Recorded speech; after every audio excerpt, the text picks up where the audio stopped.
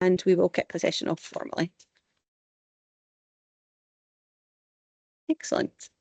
Good morning, everybody. Thank you very much for joining us at today's ScotlandIS Tech Tidbit. For those of you who don't know who I am, my name is Nicola Taylor. I'm the Chief Operating Officer here at ScotlandIS. We are a membership and cluster management organisation who act as the trade body for the digital tech sector here in Scotland. Just a couple of quick announcements from me. Firstly, a note to let you all know that early bird tickets for our annual ScotSoft conference are available to purchase at this precise moment in time, and that offer does end at the end of June. We have two fabulous keynote speakers this year, the first being Peter Duncan, who will be taking a look at the last 25 years of technology and what that's looked like for Scotland. And our second keynote is the wonderful Katie Adamson, who will be taking a look at what the future looks like in technology over the next 25 years. Anyway, last September, we launched our series of ScotlandIS Tech Tidbits, which take place on the first Tuesday of every month at 11:30. These sessions last no more than kind of 30 minutes and are designed to educate you on areas that you might want to know more about, encourage you to innovate with your newfound knowledge, and potentially collaborate with the hosts. These sessions are recorded, so I would ask you to keep your cameras and mics off. And I would also ask that if you do have any questions for our hosts, that they are popped into the chat box and we will facilitate those for you at the end of the presentation. Today, I am delighted to be joined by FullProxy's Stuart McCann, Cybersecurity Account Manager, and Stephen Mellon, Technical Consultant, to discuss quantum threats and TLS, future-proofing your certificate strategy. So, without further ado, I'd like to introduce you to Stuart. Over to you, Stuart. Thanks, Nicola. Cheers for that. Hi, everyone. As Nicola said, my name's Stuart McCann. I'm the account manager for FullProxy. We're a cybersecurity specialist organisation based in Glasgow. Expert level partners with the likes of F5 and AppUX and Fortinet, with customers all over the world in both the public and private sectors. And today I want to talk to you all about a topic that's rapidly becoming the new hot ticket item among IT managers and organizations, and that's quantum computing. And more importantly, how quantum threatens the cryptographic systems and standards that we rely on today for secure digital communication, identity, and trust, all right? So quantum computing isn't science fiction anymore. This is coming, and it's coming fast, right? The reality is this has been pushed forward by governments and research organizations, private sector organizations, etc., etc. And in today's session, I want to convey to you all a couple of things. So first of all, why quantum computing is disruptive to traditional encryption and why should you be worried about it now? The guidance from the UK's National Cyber Security Centre, or NCSC, on how to be quantum ready.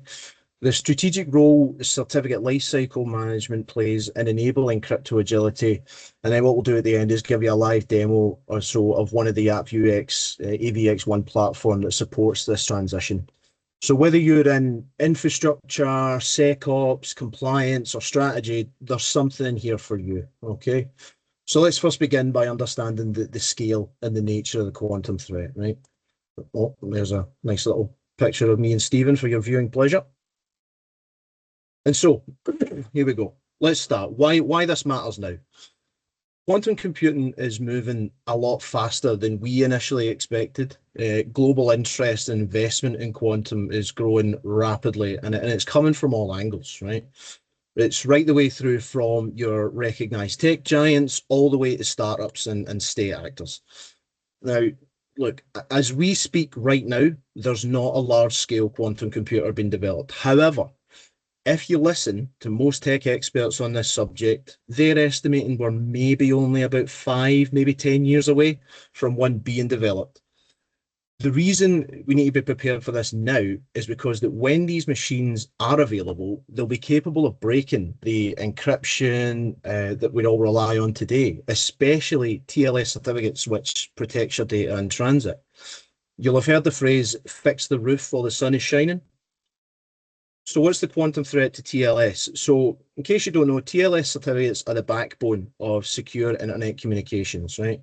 They rely on encryption algorithms like RSA 2040A or ECC, which the only reason they are secure currently is because they're mathematically difficult to break using traditional or legacy computers. That solution's fine just now, whilst we don't have the ability to tackle it properly. But as you all know, with innovation comes the ability to do things faster, harder, quicker. When quantum computing becomes available, they'll be using something called Shor's algorithm, which can solve these kind of problems exponentially faster, right? So what does that mean when it happens? It means that encrypted communications could and likely will be decrypted retroactively. Many of you in this webinar may have some systems in place at your own organizations that have legacy and archived data stored securely. I'm afraid to say that data could easily become vulnerable with quantum computing. And what makes this even more worrying is that your hackers and your attackers, they already know this. A phrase you're going to start hearing more and more is harvest now, decrypt later. What they'll do is they'll collect encrypted data now and they'll store it away without you knowing, planning to decrypt it later when quantum hardware becomes available. So changes are coming and it's important to adapt to them, all right? So we know changes are coming. What are we going to do about it? The good thing about this is that not only do the attackers know this will be an issue, the governing bodies and the powers that be do as well. And they're already responding to this. So the UK's NCSC, National Cybersecurity Centre, and the US version NIST, the National Institute for Standards and Technology, they're already issuing post-quantum transition and readiness guidance. NIST, for example, they've already selected post-quantum algorithms like Shor and Kyber to be standardised going forward. TLS itself, they're already taking steps to evolve and support quantum safe and hybrid certificates. What will happen is, as these changes are more ready-made, they're going to start to ripple through every organization and public body that uses TLS, from websites and APIs to internal systems and mobile apps, all right? So I very briefly touched on this earlier, but just to kind of give you a quick overview of quantum computing and why it's so fundamentally different from what we know today. First major difference is that quantum computing doesn't process information in the traditional binary code. So the old ones and zeros that we all know and love, that's soon going to be a thing of the past. Quantum computers use something called qubits instead, which can exist in both states simultaneously. So why is PQC or post-quantum cryptography needed? The reason for this change and the huge processing power increase that's going to be needed in quantum systems is because, as we spoke about already, quantum computers can solve more complex and numerous calculations a lot faster compared to the classic computers. So because it can handle more, it can do more. And this, therefore, it opens up huge opportunities for fields like drug discovery, climate change modeling, financial modeling, etc., etc. However, with every action, there's a reaction.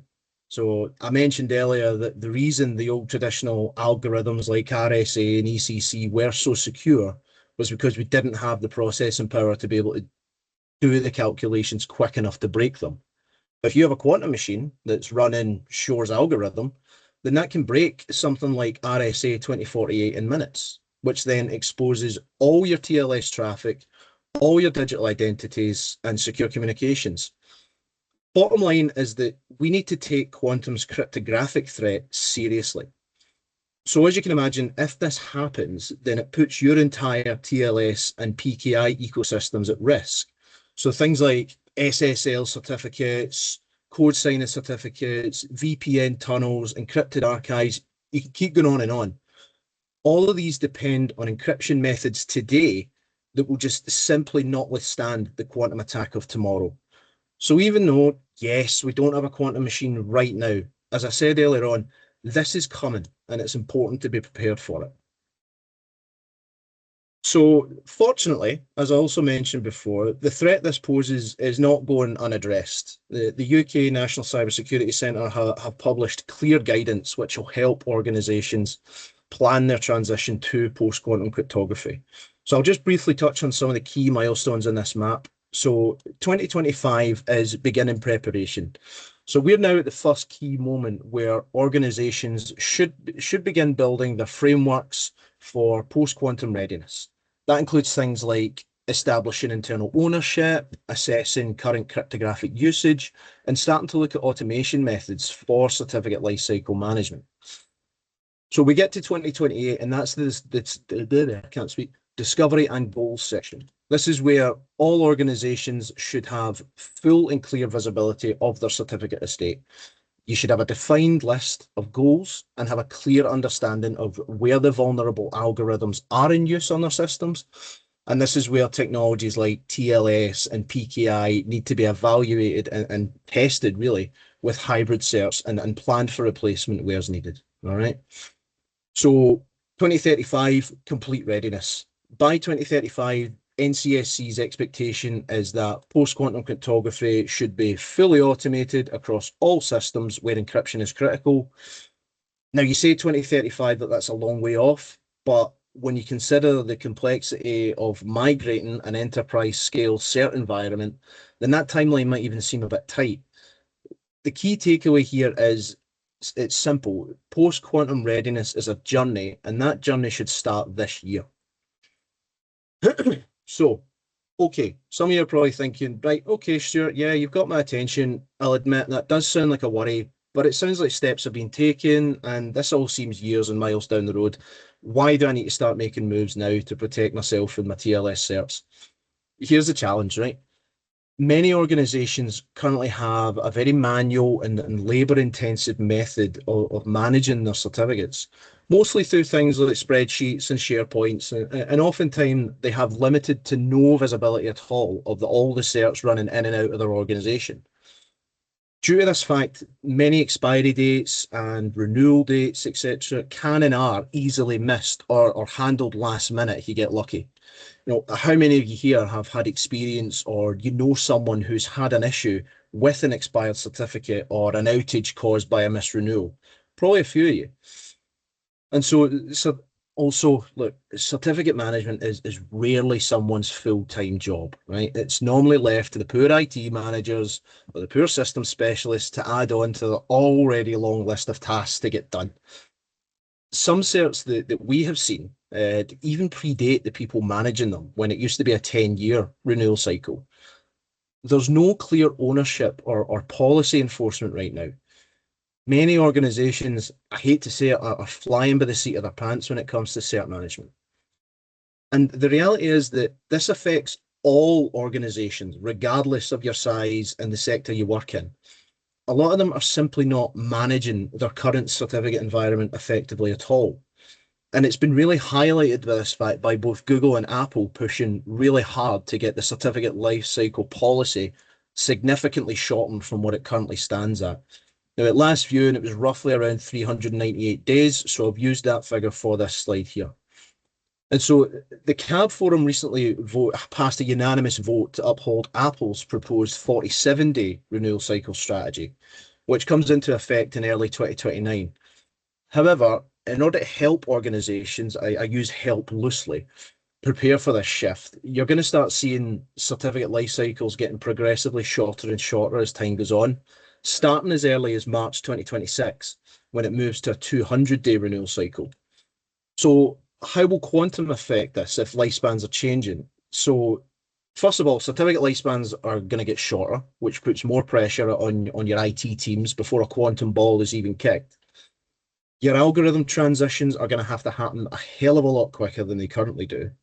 But your auditors are going to start asking about your strategies for quantum readiness. This is why you have to future-proof and automate your certificate lifecycle strategy now.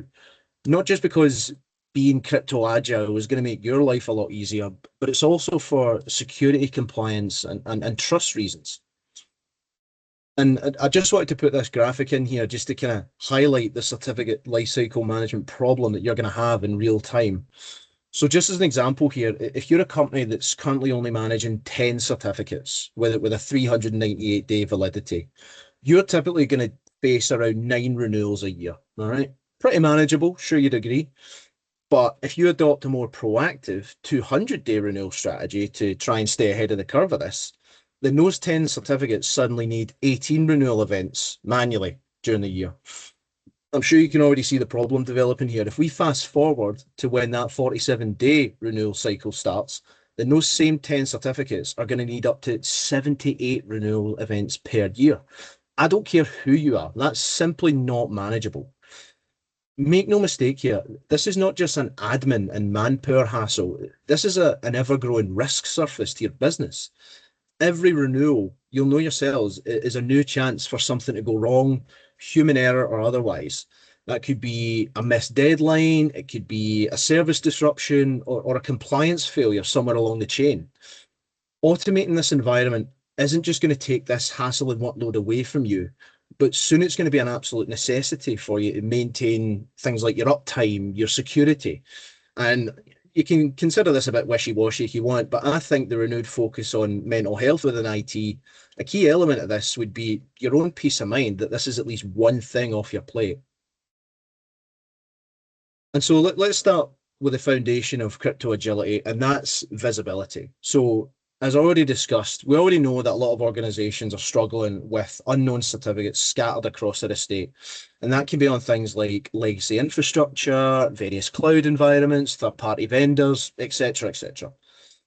So if you don't have a complete inventory of all your certificates and you're able to keep track of them accurately and their validity, you simply can't do things like enforce any compliance policies, rotate the keys themselves effectively, or migrate across to any new cryptographic standards. It's what's known in the industry as crypto blindness. And so what's the solution for this? The solution is centralized certificate discovery. What this will do is it will give your organization a couple of things that I think are important. So it will provide real-time visibility into every certificate and algorithm that's currently in use. You'll get a single pane of glass view for ownership and expiration, and that'll give you a true insight into the health of your organization's certificate estate. If you have this, then that means you've got the foundations needed for both compliance and agility. Without visibility, bottom line is that crypto agility is just not possible, right? So let's look at building a framework for quantum readiness. Once you've established visibility, the next step is building a repeatable and a resilient framework that's going to prepare your organization for a post-quantum future. So what are the key pillars we need to do that? So I already spoke about the first one, visibility. This is about discovering every single cert, algorithm, and cryptographic asset that you have across your entire estate. Simply put, you can't modernize what you can't see and what you don't know you have. So, right, I've discovered every certificate in my organization, every stone's been overturned, every dusty corner searched. What do I do now? An inventory. Beyond that discovery stage, you then need to be able to keep track of each cert, what its purpose is, who owns it, what the expiry date and the security posture is. This is going to allow you to have clear visibility and keep track over what's vulnerable, what's currently in production, and what needs replacing.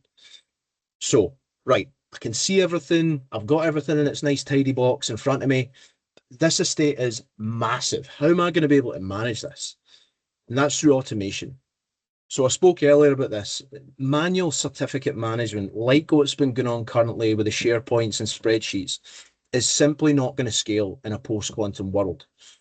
Automation in this environment is going to ensure that you have timely renewals, solid and clear policy enforcement, and a seamless algorithm structure that updates and changes as the standards do. Together, these three pillars are going to create for you a crypto agile posture, and that's going to allow you and your teams to quickly respond to new and evolving threats, as well as the new standard and compliance procedures. I mentioned earlier, fix the roof while the sun is shining. If you wait until the quantum risk is real and here, you're already too late. The time to build this foundation is now. And so what I'd like to do now is kind of introduce you to a platform that we at FullProxy have been spearheading, and that's helped businesses across various industries tackle their certificate management challenges and prepare for that post-quantum future we spoke about. And that's AVX1 and Cert Plus from AppViewX.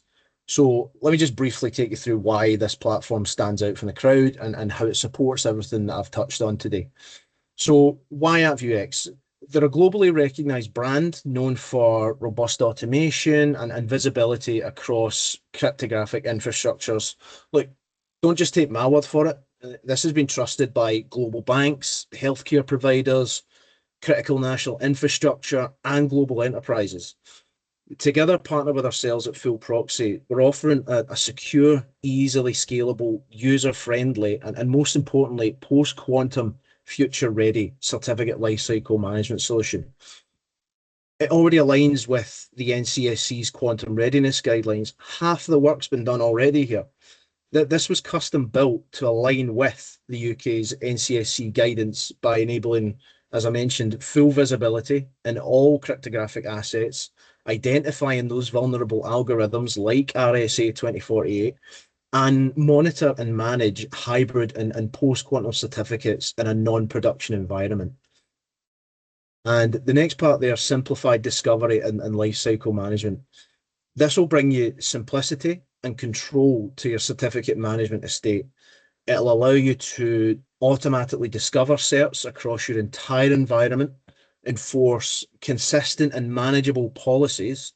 It'll automate issuance, renewal, and revocation of certs, and it'll eliminate the risk of outages that are caused by missed expiries or human error.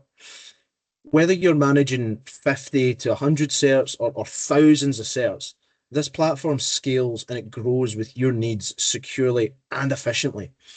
And with that in mind, now what I'm going to do is pass you over to my colleague Stephen, who's going to take you through a live demonstration of the environment, after which we'll open up the floor to questions. Okay, Stephen, do you want to crack on?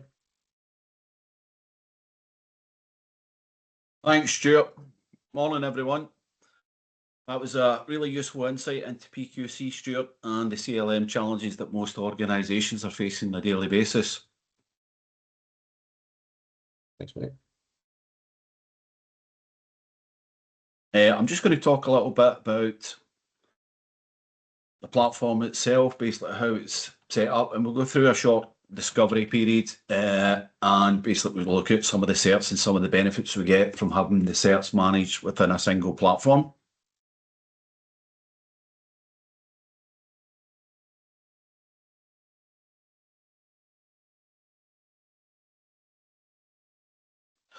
So as I said, I'm Stephen Mellon. I've been with FullProxy now for about 6 years, and basically I've got current expertise in F5 Fortinet and AppViewX. Today I am going to provide a brief demo of the AppViewX CLM platform. For the purposes of the demo, we'll be using the FullProxy MSSP platform, which is a multi-tenancy SaaS-based solution. Currently, the platform can also be deployed as an on-prem solution and in future on a managed Kubernetes platform. AppViewX1 CLM can discover and continuously monitor your certificate state for cert status changes, expiration dates, and cert compliance. One of its key benefits is automatic cert renewal and deployment. Not only does this significantly reduce admin overhead, but most importantly can help prevent system downtime. As a service, AppViewX is an invaluable asset for your cybersecurity toolkit. For managing your digital certs and keys, AppViewX connects to your private network with a cloud connector. So we can just see this on screen just now. The connector itself facilitates a secure communication between the platform and the private network, and it's typically installed in a Linux host.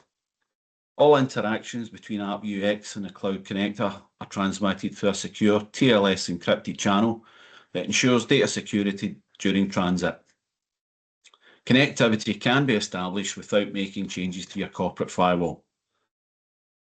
After the cloud connector has been installed, you can then run quick discoveries to monitor and manage your certificate estate.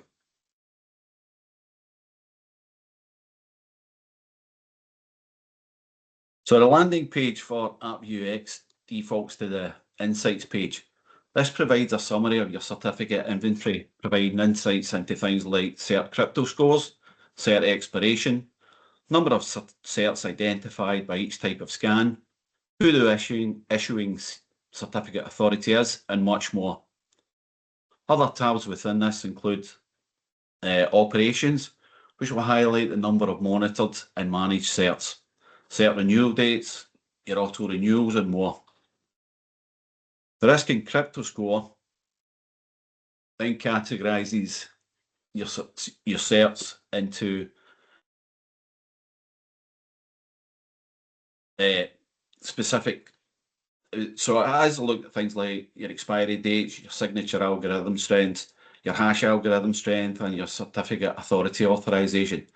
The cert scores are then classified as excellent, good, fair, poor, and bad, which equates to compliant, low, medium, high, and critical risk levels. We're going to have a look at the cert discovery phase. The platform can quickly scan and discover certs across your entire IT footprint. It's able to scan public and private certificate authorities. You can run network scans across IPs, subnets, and URLs. It does typically scan TCP ports 443 and 8443, but can be customized if you're using non-standard ports. AVX can also discover certs on a whole host of managed devices, including firewalls, routers, switches, servers, application delivery controllers, web application firewalls, and proxies. It can also scan basically public cloud-hosted instances and services from the likes of Azure, AWS, and GCP. Or you can just simply upload individual or multiple certs to CertPlus and scan them for a quick review of their security posture. So for the purposes of the demo, we've got AppViewX currently running in a lab environment. For the lab environment, we created a tenancy on the FullProxy MSSP platform, and we connected that to a small dev test lab comprising a 40-gate firewall, an Ubuntu server that actually hosts the cloud connector. We've got a Microsoft CA, a sub CA, and a DC, along with a 40 manager and a 40 analyzer instance. Here we're going to look at the discovery status for an on-demand network scan using a specific IP range.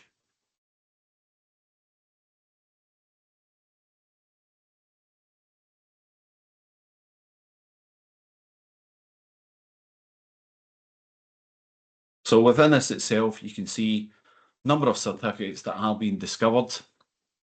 This breaks it down to newly discovered certificates, managed certificates, and monitored certificates. For your own environment, I would suggest that, this is something that's actually scheduled so that you're continuously monitoring your certificate estate. So within here, we can see certificate expiries. So we found 8 certificates. Of those 8 certificates, we're currently looking at 1 that's expired and 7 that are valid. Looking at the certificate types, it breaks it down by intermediate CAs. We've got others, we've got root CAs, and we've also got a server certificate.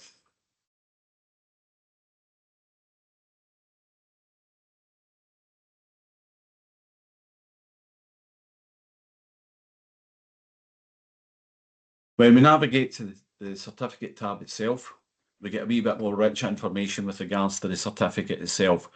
So we'll see things like common name, your serial numbers, who issued the cert, where the discovery source was, when is the certificate valid to, what's the current management status, is it monitored or is it managed, who the certificate authority is, and so on. If we then look at the devices tab, we can see the device that the certificate was discovered on, including the port that it was found on, the host name, who the vendor is, what your IP address, and what the operating system is.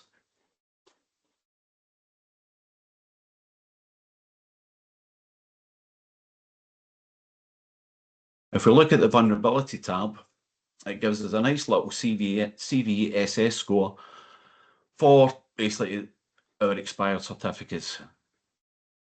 As you can see, we do have 1 expired certificate. It does have a low impact. You can also look at things like your key strength. We click into that, we can see that most of our keys are basically RSA 2048, and the signature algorithms are SHA-256 with RSA. Again, if we look at the hash algorithms, we can see again what exactly these are. We also have a CAA report, which is your Certificate Authority Authorization report, which is basically just validating your domain. If we look at the TLS version report, we can see that all of our certificates are using TLS version 1.3 with the exception of one which is using TLS 1.2. And again, we can have a look at the Cypher Suite report, which basically says all the Cypher suites that are available to your particular certificate. And we also have a vulnerability scan report, which is basically scanning your certificates for vulnerabilities such as Heartbleed, Poodle, and the Rockout.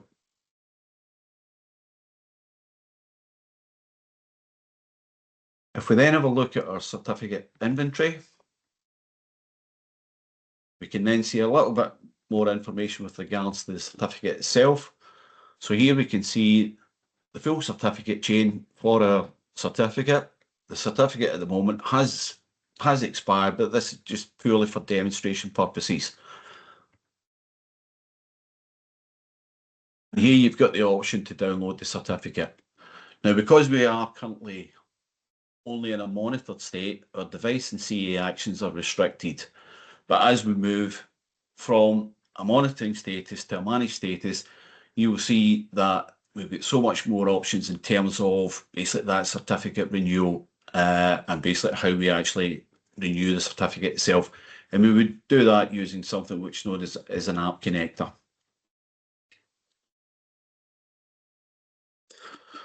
Obviously, time is against us here, so for an in-depth or tailored demo of the platform, if you reach out to our sales and marketing team, they can certainly set something up for you. The last thing I want to show you is basically just some of the expiry alerts that we're getting from AppUX itself.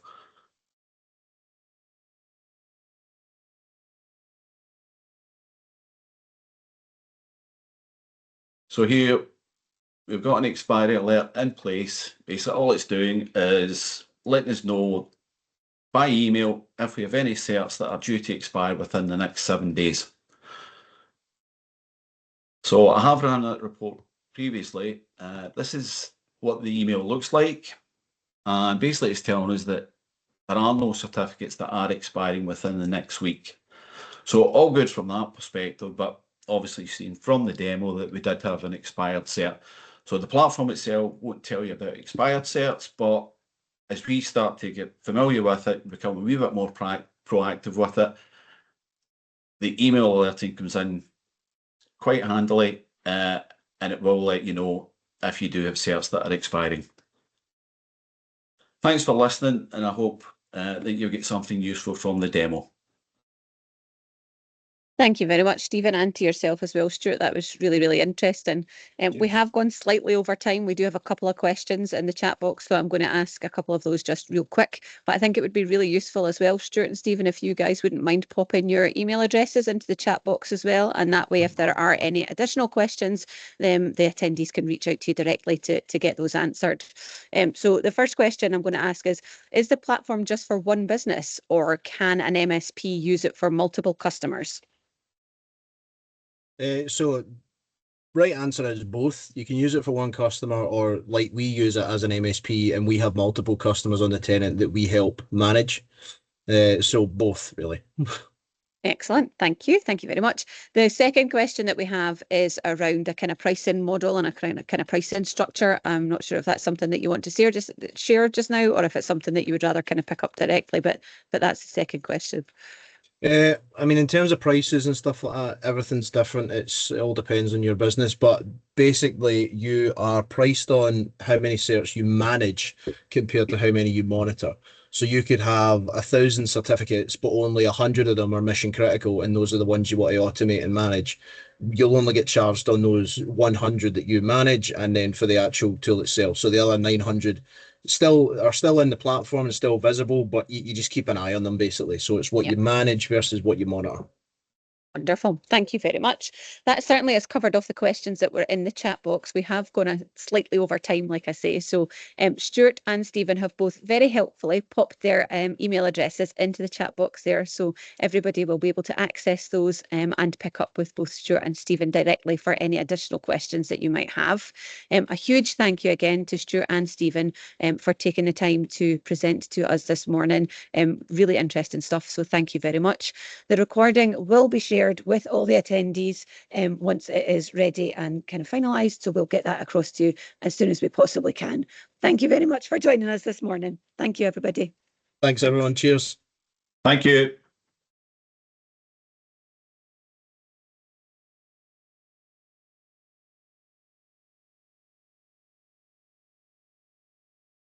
That was really good.